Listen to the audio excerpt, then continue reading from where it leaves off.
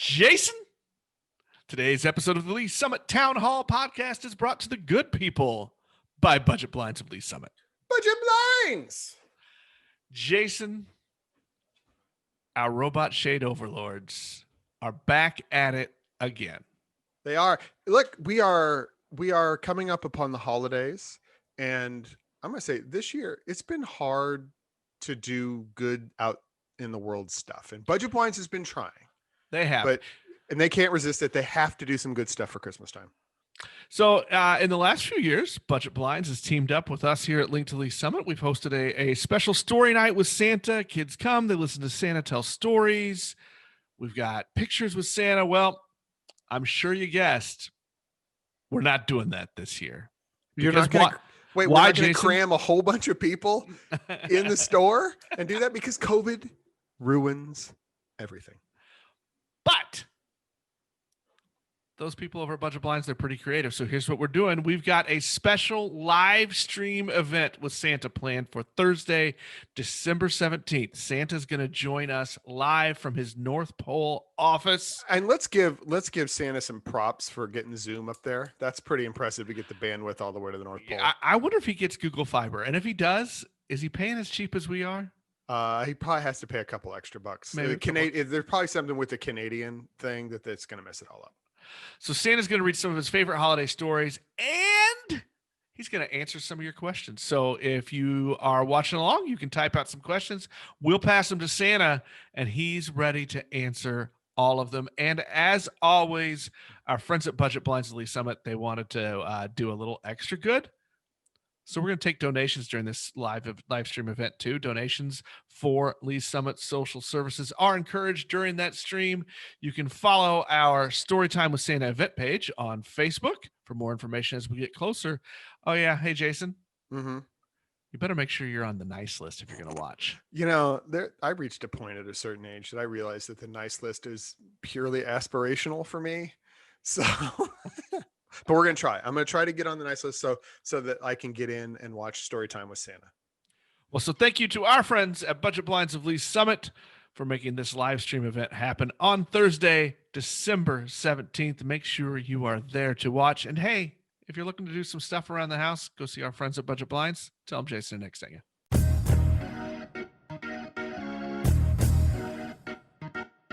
Hello and welcome to this Friday conversation episode of the Lee Summit Town Hall podcast.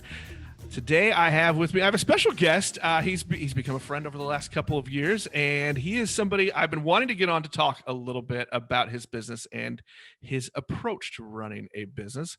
Chad Juarez, welcome to the show. Thank you so much, Nick. I've also been wanting to get on here. I've had the privilege of being on a couple of podcasts with you, kind of promoting some other community events. And so to be able to talk a little bit about, my business and just more importantly, maybe just kind of, the why of my business, I'm really excited and I appreciate this honor. Well, it's good. And I'm glad to meet the other listener that's not my mommy. So thank you. No problem. Well, and Chad, you get I'm going to tell you, this is a special honor because you are the last, mortal guest of the year 2020 because the final show of the year is going to be December 18th and it's Santa Claus. Oh my gosh. So we will be doing a live stream event on the evening of December 17th, and then we'll replay it as our podcast episode for the 18th. But 6:30 December 17th on that Thursday, a live stream interview with Santa Claus, and he's also going to be reading some of his favorite stories. So that's gonna be a lot of fun. But you're the last mortal guest of the year. That's awesome. I've seen more and more of these kind of virtual Santa. Right? We do what we need to sort of get through the time that we're in. Really, really excited that Santa gets to find a way, even if it's virtually, to still connect with people right now. So thank you for doing that. That's great. Yeah, it's fun. And he said he needed to be quarantined until the actual night. So This is how he's doing it. That's and amazing. He has been doing lots of virtual calls to kids everywhere. So this is fun, and I'm glad he made some time to let us get on the list of his calls. But let's talk a little bit about you, Chad. And I'm going to tell you the reason I asked you to come on the show is you and I have chatted a few times back and forth, and we got together. I want to say a month and a half ago, and talked a little bit about each of our businesses and what we were doing and plans. And I've been really struck by your approach because it's something that I try to do, but I don't know that I get there, and I don't know that I explain it well. Um, but it's the opposite of the "it's not personal, it's just business" cliche. You actually approach things. You have an insurance agency, Juarez Insurance, but you approach it as it is a very personal thing, and personal relationships are incredibly important to you, and not in the way of I just want to meet people and sell them stuff. Yeah.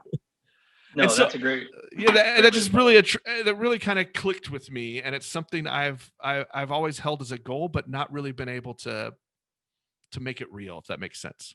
It does. Yeah. So I think for me, it kind of started just from the genesis of me even deciding to start this agency is I was trying to find a way that I really could merge sort of my work and my faith life. I think for the longest time I was separating my work life from my faith and my ministry and kind of what at least I feel like I've been called to do, which is really just try to impact the people around me. I tell my kids all the time, if I can do nothing more than to try to build people up around me, I genuinely want to do that. I genuinely get joy from seeing people around me be uplifted and encouraged, and we have a lot of opportunity to probably impact that more than we think. And so I did. I needed to find a way that I could merge my work life and my volunteer life. And as I started doing it, the funny thing is I appreciate you even saying that it is me trying to make it personal. We do treat our agency very much like a ministry.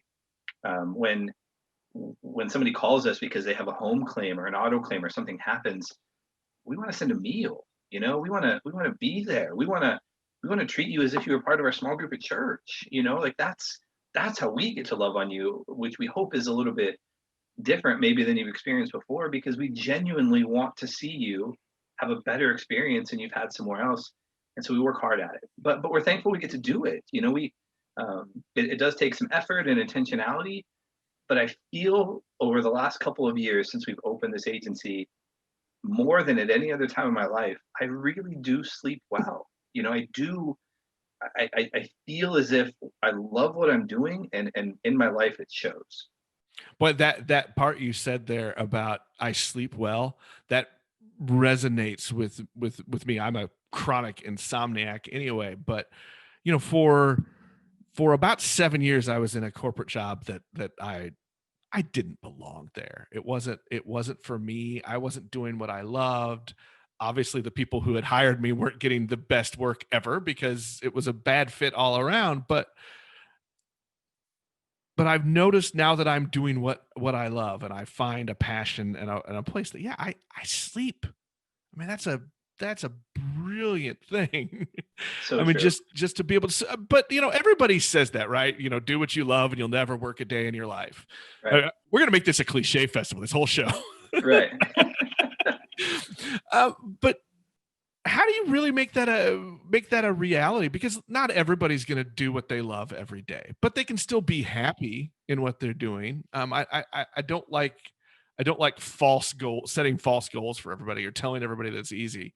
So how are you creating that balance? Yeah. So I think step one, and I think I got this wrong a lot in my life earlier, is for me, I had to really stop and figure out what my why was. Like, why do I do what I do? Like, what if somebody wanted to know why our agency existed or what we did? I should be able to explain it very, very well. My team should be able to explain it very, very well. We should have such a clear vision of what we're trying to accomplish that our why really dictates what we do. It dictates all of our marketing decisions, our staffing decisions, our outreach, right? Everything that we do is impacted by this desire we have to not just earn the right to sort of advise and help people, but to genuinely and absolutely radically impact our community. It's always been a passion. It's always something I want to do. And so for me, as long as I can always come back to my why, it makes it so much easier for me to actually live that out. If I just go back, why am I doing this? Oh, does it help me earn the right to be an advisor? Does it help me impact the community? If it answers yes to both of those questions, it does let me feel like I'm more on mission. And when I'm on mission, that's when I do feel like I sleep well and I do well. And it's funny because I say I sleep well, which is absolutely true. but I still think something I struggle with a lot is I don't rest well. I think they're very different because I'm somebody who it's actually therapeutic for me to take a lot on. I love being involved in different groups or nonprofits or events and getting out. I'm just such a people person, right? It's in my DNA that I need to connect with people. I need to be building relationship all the time. So for me, it's therapeutic to get out and do some of those things. But at times when you take a lot of things on, if you're not careful, you cannot rest well. It's like I don't give myself grace to take time or to be okay with not getting something done now. And so that is something I'm still working on. I sleep well, working on resting well. All of it tends to fall into place when I just step back and say, why am I doing what I'm doing? Well, let's go backward just a little bit. So, one of your goals is you want to impact your community. I'm gonna hit you with the hard one here. You sell insurance, man. How are you impacting? How does that let you impact the community? Yeah, great question. And so I am in insurance sales. That is what I do. But if you were to ask me kind of my titles in life, insurance agent is like maybe 17 on my list. It helps give us an outlet to be able to be a part of our community. And maybe it's an excuse, if nothing else, to get involved. But the way we get to promote our community within insurance sales is by promoting kindness and helping people see the positive things in our community that are here. I truly believe this, and I've told you this before, Nick. I am so lucky and thankful that not just my wife and I get to grow up and live here in Lee Summit, but that my kids do, because we have so many resources and opportunities in our backyard of positive things to see, people helping other people. I can jump on my Facebook feed and see, Mr. Bodwin doing things about positive things in the school districts. I can see Jesse Resch talking about kindness KC and the kindness revolution, and we are lucky to have the things that we have in our own backyard. I hope that I can just promote that a little bit, and I've seen a difference even throughout COVID. Right, I think my mission this year has changed a lot. When we asked ourselves how are we going to radically impact the community through what we're doing, it is by treating people in a different way. It is doing things hopefully better than they've ever experienced. One of the things I ask my staff all the time is, how are we better? What are we doing that's different? How are we wowing people? And we have to constantly ratchet that up, because as other people get better, we need to stay better as well. But for this year, it just felt so different. I know election years are divisive anyways, right? Especially presidential election years. This one combined with COVID and just there's such a divide that I felt like, I don't even know how to word it, almost that what's really sorely needed right now is to just bring back these values of dignity and respect and kindness, and not just in my office, but at workplace, at schools, in everyday life. It's almost that in 2020, that has become our starting point in trying to shape kind behavior, if that makes sense. I think you're right. I think you're onto something there. I'm going to go backward to when you were saying that it's in your DNA to be with people, that you want that connection. And I think what we've found that has been exasperated by our COVID related isolation, and no matter where you stand on the spectrums of things, right? We've all been a little bit more isolated, no matter what we've tried to do. And I think what we found is, even for the most introverted of us, some kind of regular contact is important, and So we're not all getting that. And so what have you done? I'm curious, what have you done to kind of recreate how you connect with people, yeah, or try to make connections still happen, because you can't just go see everybody. And look, and I've watched you work before. You're a hugger. I am. But we're not hugging everybody. No. So that's a great question, and I think I wrestled with it a lot. And if I'm being like just dead honest, I probably haven't done as good of a job of it as I would have liked, but I have made progress.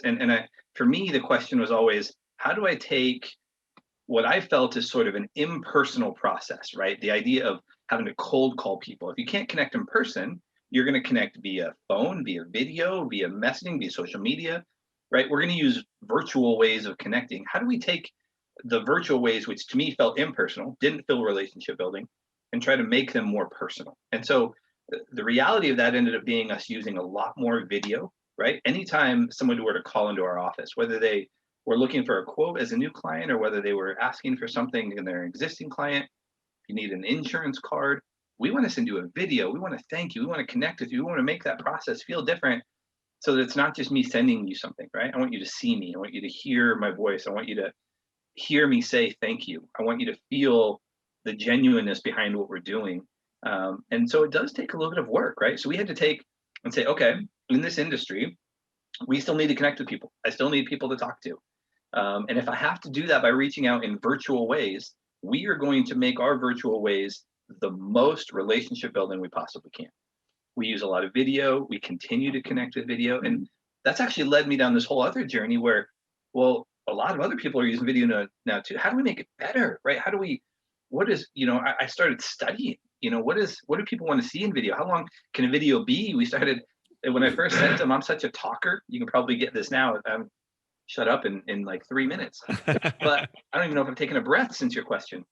But I was doing these 3, 4, 5, 6 minute long videos and they weren't getting watched, and so I had to say, okay, once again, I've got to get better. I need to meet people where they need to be met. It's one thing to want to connect with people and build a relationship, but I've got to do it in a way where they're willing to come as well.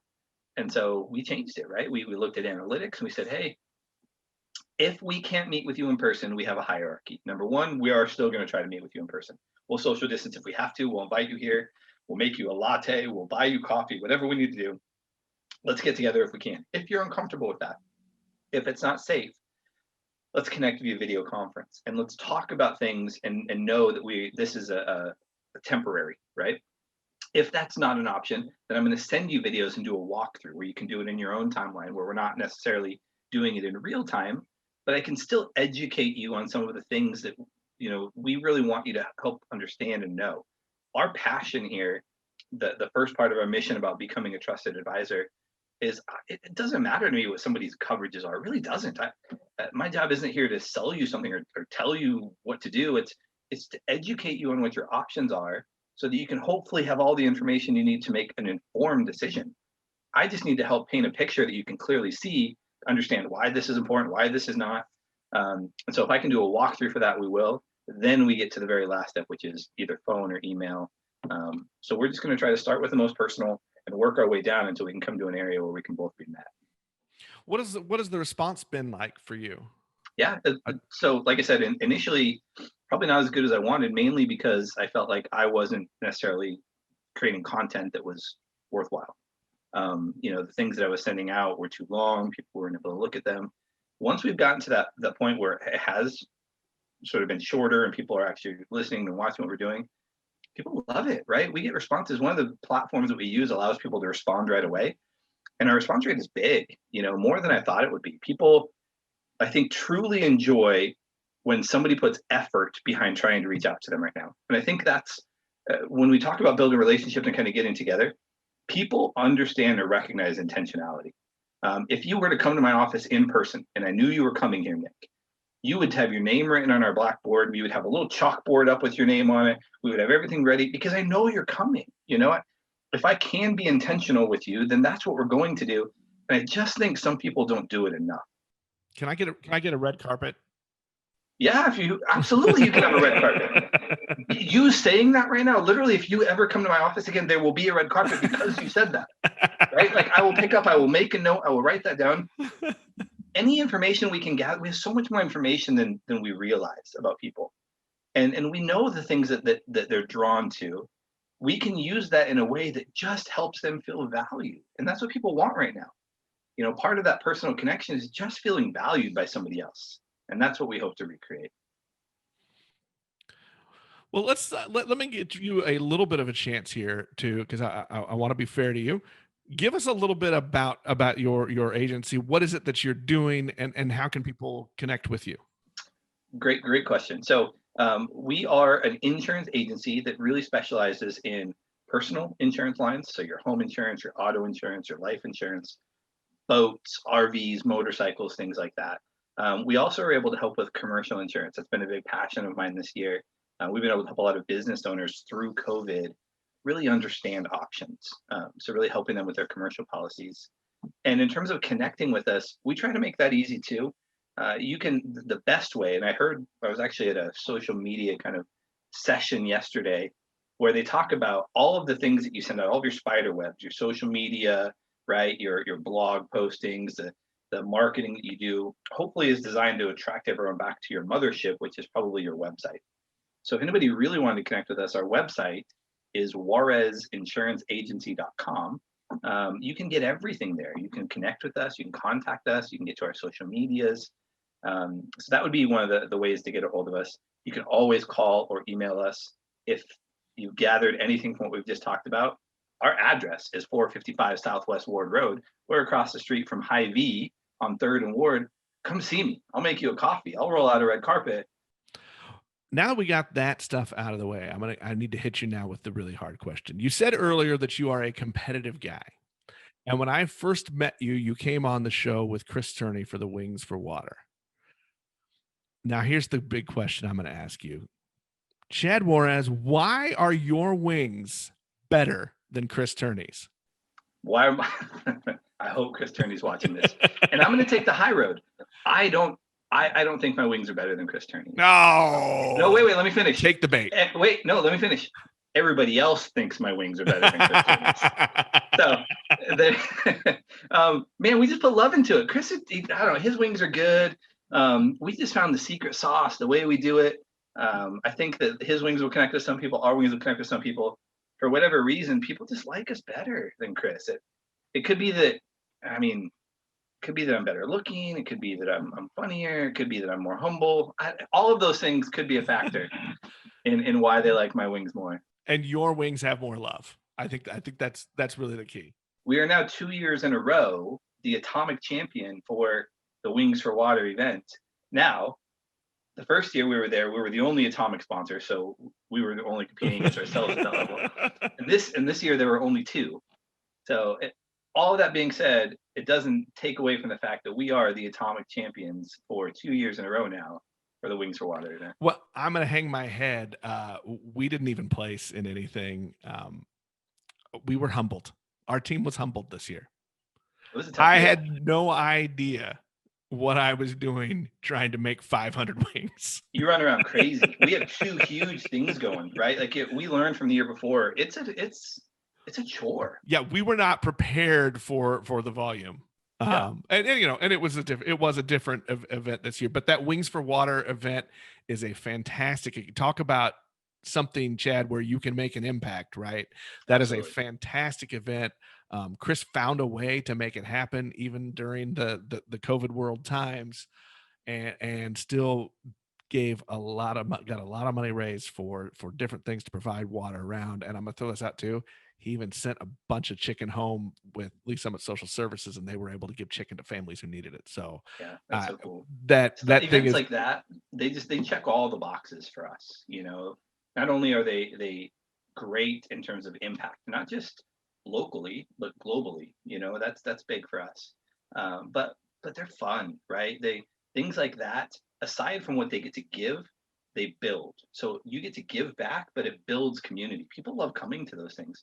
I connect with a lot of the other sponsors that are there and how we make wings, and the ability for us to share in moments like that with other small businesses is so important. And I love that he creates an environment where we get to do that, because it's probably my favorite part about it. The day of the event, being able to connect with other people. It's almost good enough that you forget he's an evil attorney. Right? I know. Man. Well, let me ask you a couple final questions here as we wrap things up, because you talked. I want to go back to the beginning. We talked about it's personal for you. It's part of what makes you learn how to sleep. It's part of what lets you, when you allow yourself rest. What's a good day for Chad Juarez? Yeah. So I think all good days are going to start for me with some devotional time, right? Some if I get to be in the Word and I get to really find intentional time where I can connect with God, that's important to me. And then I like to get into the office.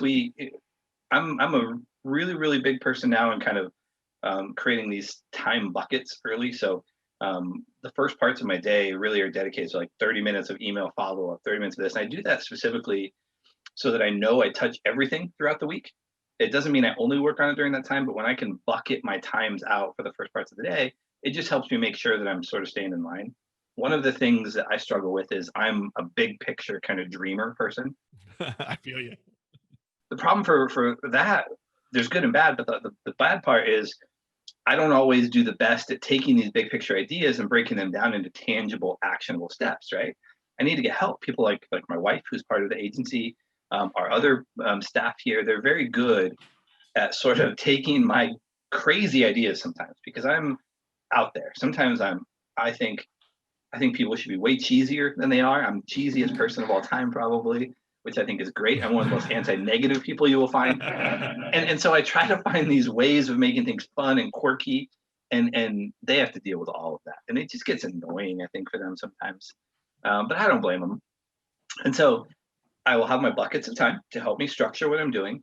And then the rest of the time, as much as humanly possible, I just want to connect with people, like I told you. A good day for me would be that I got up, I was in the Word, I got here on time, I ate a good meal, because I don't always stop to do that. I did my buckets of time, and then I did nothing but connect with people the rest of the day. Genuinely, whether it's at an event, whether it's talking to people, inviting people in here. I just got back from lunch with a friend of mine at church. If I could do that every single day, that I would, because it's uplifting for me. And then I do tend to work late. I think being a small business owner, there were two parts to me doing that. Number one is I needed to merge my work and my volunteer life. But number two, I really did need that work-life balance that let me feel like it was okay to leave at 3:00 to go to my daughter's cheerleading event, right? To leave to go to my son's robotic event. And it's not that I work less, it's just that I work differently, so I can leave at 3:00 to go do that, but I can also come back and work till 8:00 in the office if I want. And I think it's a different kind of working late, right? Oh, it is. Because when the work that you're doing is personal, when it's a part of your life, it's not as much working. I mean, I used to work late in other jobs. I hated it. And now I work late, but it's part of what we're doing. It's, I get involved in things that my family is also involved in. My wife gets involved in. My son, even, who's, a young teenager, likes to get involved in some of those things. And to me, that's good. I mean, I'm glad that I can kind of pass that on to him a little bit, that things in the community are just as important. Oh, so good. I couldn't have said it better. That's absolutely true. Well, here's the last question. What's at the top of your Christmas list? Ooh, good question. So for the last few years, we've gone more towards experiences than like items. So I am really, which is hard now. It is, but we're still going to go do that. So we're going to be here for Christmas Day. We leave. My wife and I were both born and raised in Wyoming, and so we have all of our family back there. And for the second time, both in 2020, my wife and I became great uncles and aunts. So our oldest niece had a baby in April, and our second oldest niece had a baby just a couple of weeks ago. So we get to go soak up baby time, and we're going to go back to Wyoming and see them, which is cool. But while we're there, even though I grew up in kind of that Wyoming, Colorado area, my kids have never been skiing or snowboarding. And so my thing on the top of my Christmas list is we scheduled time to go have lessons. And as a family, we're going to go skiing and snowboarding for a few days while we're there. I cannot wait. I'm super excited for it. I'm going to wipe out, but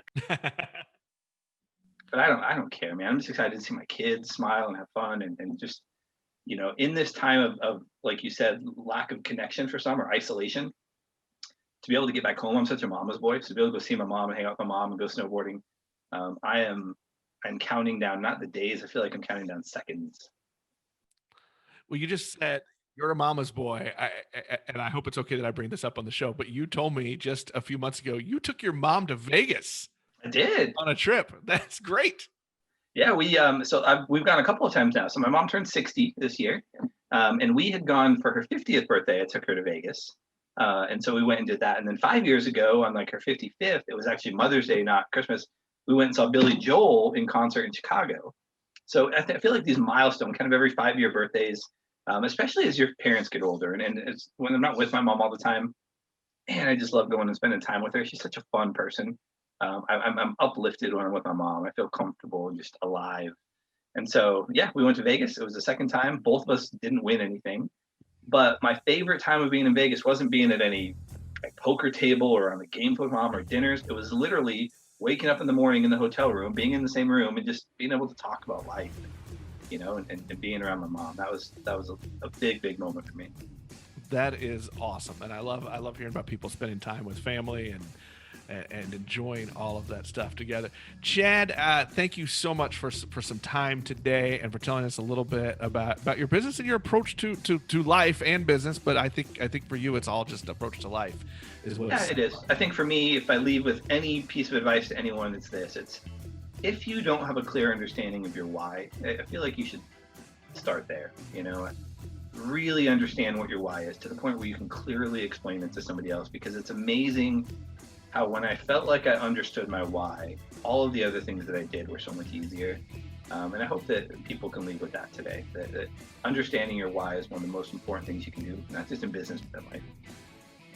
Thanks again, Chad. That'll wrap us up for this episode. We'll be back on Monday. Thanks,